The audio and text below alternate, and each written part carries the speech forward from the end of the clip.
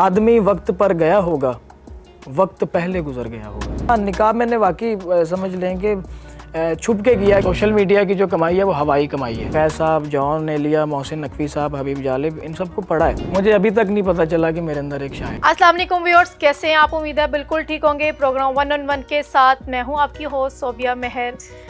अल्लाह पाक पास लोगों को इतनी कम एज में ऐसी शोहरत देता है कि शायद ही वो बहुत सारे लोगों में से खुशकिस्मत लोग होते हैं। आज मेरे साथ एक ऐसे शायर मौजूद हैं जिनसे बात करते हैं और वो उनसे आज सबसे पहले हम शायरी से ही आगाज़ करेंगे।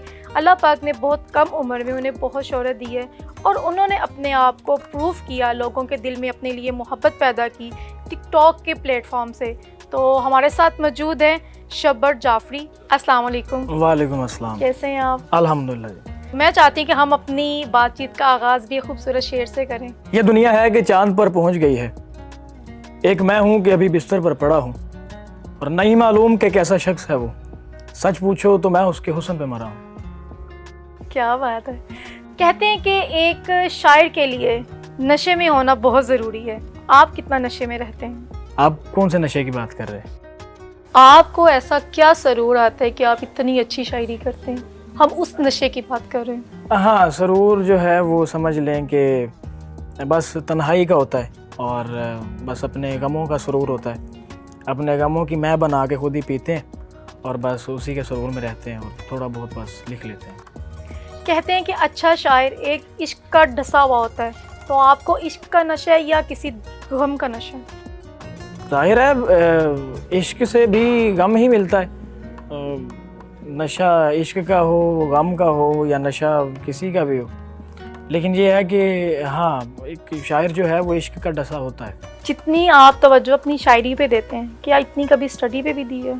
हाँ, स्टडी में तकरीबन अल्हम्दुलिल्लाह जीसी से बीएस इंग्लिश लिटरेचर कर रहा हूँ। मेरा 5th सेमेस्टर है अभी, अल्हम्दुलिल्लाह।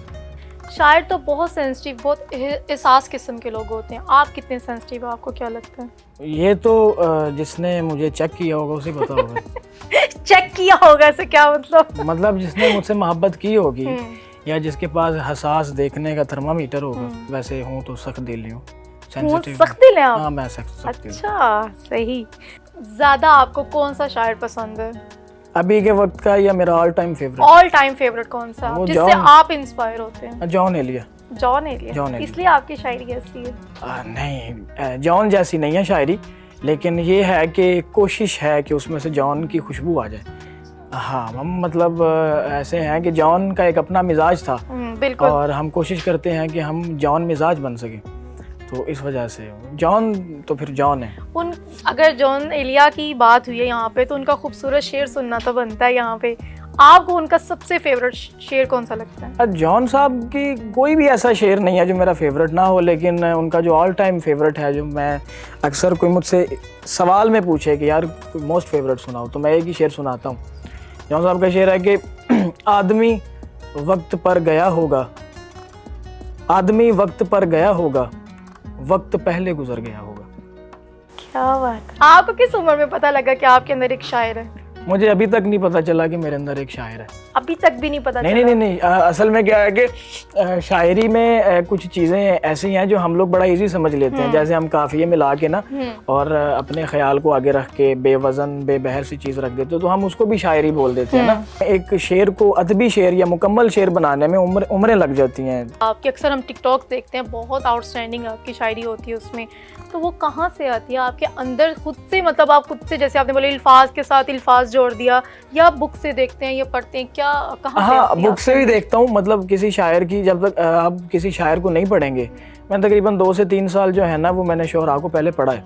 ठीक है, फैज़ साहब, जॉन, एलिया, मोहसिन नकवी साहब, हबीब जालिब, इन सबको पढ़ा है। और पढ़ने के बाद जो है वो फिर दिल किया कि खुद भी लिखें, और ख़ुद को लिखने के लिए फिर कुछ तजर्बा चाहिए, खुद पे आप बीती चाहिए, तो वो लिखेंगे कैसे?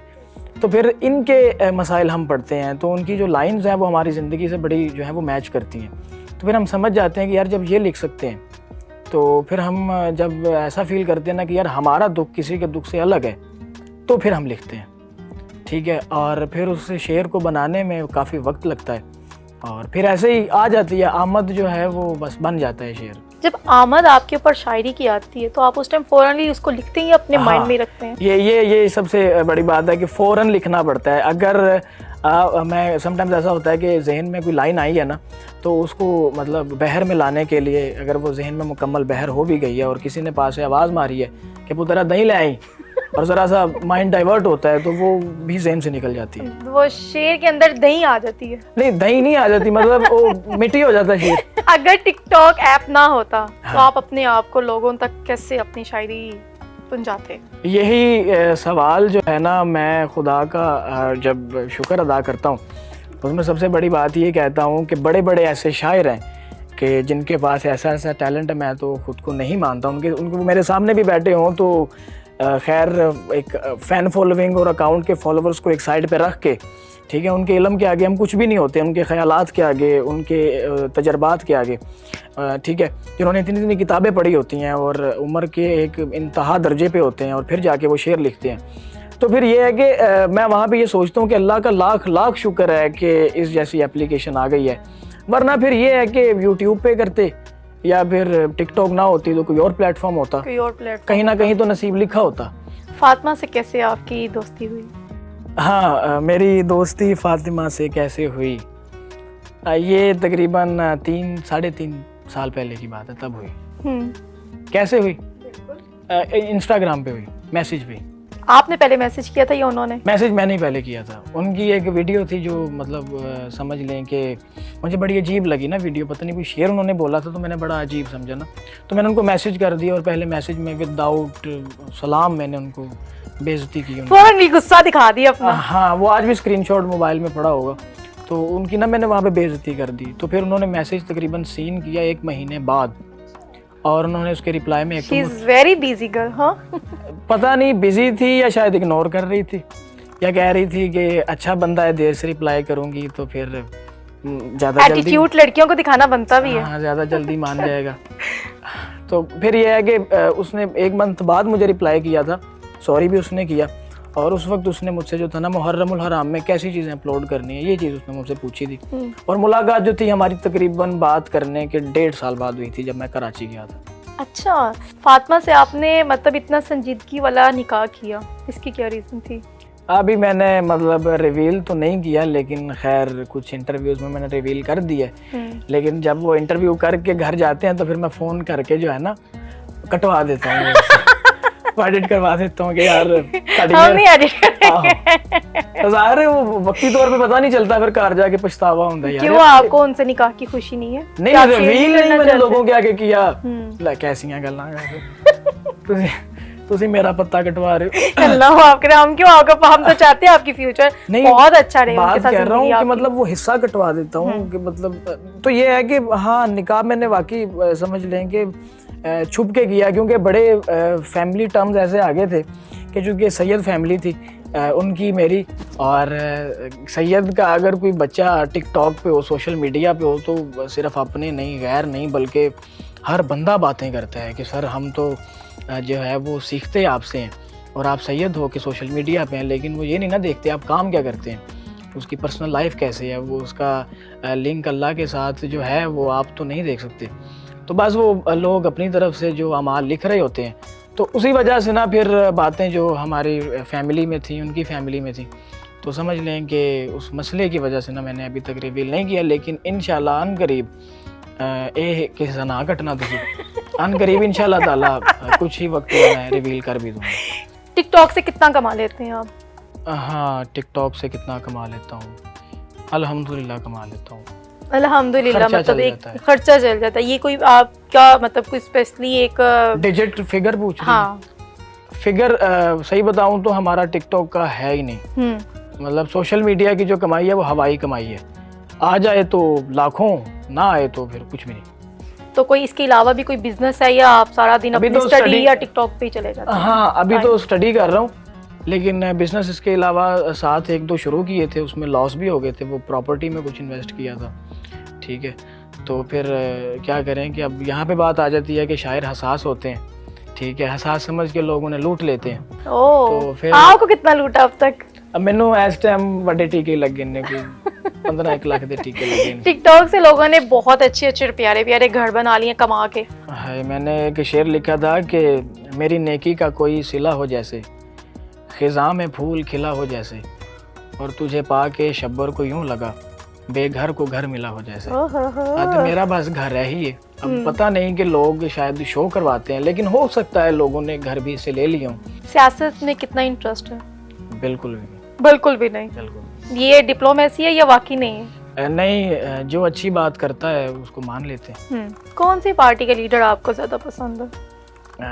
खैर अभी तो all time favourite Imran Khan साहब है, लेकिन अभी देखते हैं कब तक रहते हैं वो। इतनी टिकटॉकर्स लड़कियां हैं, उनमें से आपकी फेवरेट टिकटॉकर कौन सी है? जाहिर है अब तो खैर फातिमा ही है।